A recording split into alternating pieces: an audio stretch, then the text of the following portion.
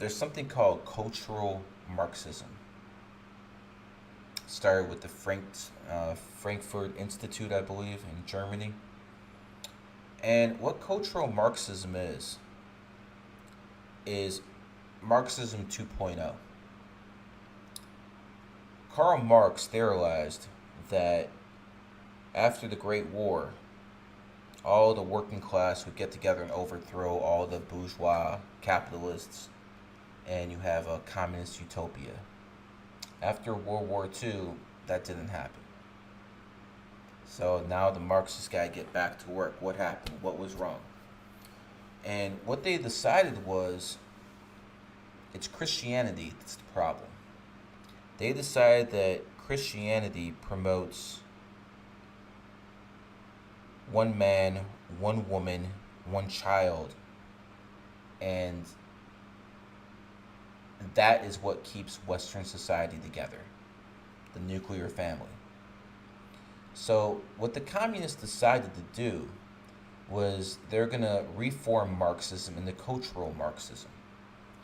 And what they were going to do is they're going to push the minorities, push the feminists, push the LGBT, in a way to use them as useful idiots to overthrow the nation. Because people are scared to be called a racist.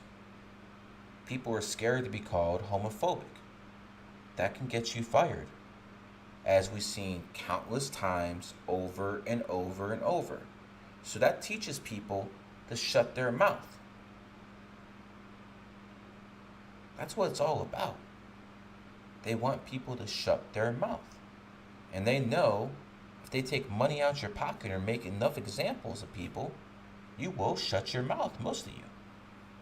Now, I don't work for anybody. They can't really do anything to me except ban me, like, how many is it now? 9 times on Twitter, 100,000 followers gone. Just this podcast. They try to, they banned the live podcast.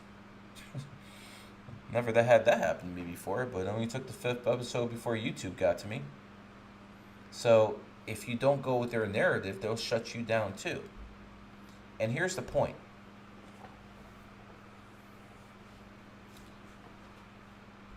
They want the kids grown up with no fathers. Because kids with no fathers start becoming troublemakers. I believe 80% of the men in federal prison were raised by single mothers. They wanted to get the father out the picture. So here's basically how it works. First, they push women's rights. When they push women's rights, then they start telling them, after 1920, that's when women's rights happened. In 1950s, 1960s, they started telling the housewives they were oppressed. Well, the housewives now go to work. What happens as a result? The kids are given to the state a lot sooner. So before, where a mom would raise a kid, a housewife would raise a kid until they're 6, 7 years old and ready to go to first grade, now they're going to preschool.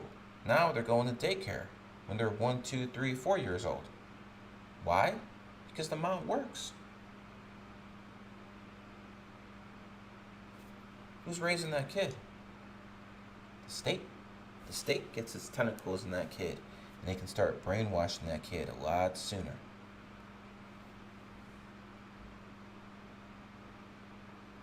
And after one generation, it's 10% of women raising single kids who are single mothers.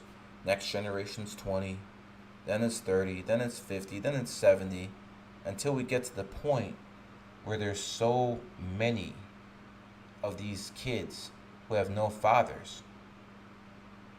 They're gonna cause trouble, no matter what their race.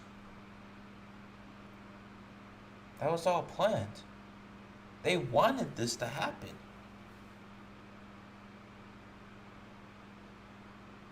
They want to break up the nuclear family. Listen, I'm not Christian, nor will I ever be. I don't even believe in the nonsense in the Bible. I'll take a couple passages here and there because it's just common sense. Like the pathway to hell is paved with good intentions. Like the Democratic Party, nothing but so-called good intentions, but they're leading their constituents straight to hell. So I'll use quotes from the Bible, but I don't need Christianity to know that if you have a mom and a dad, that's the only real privilege in life.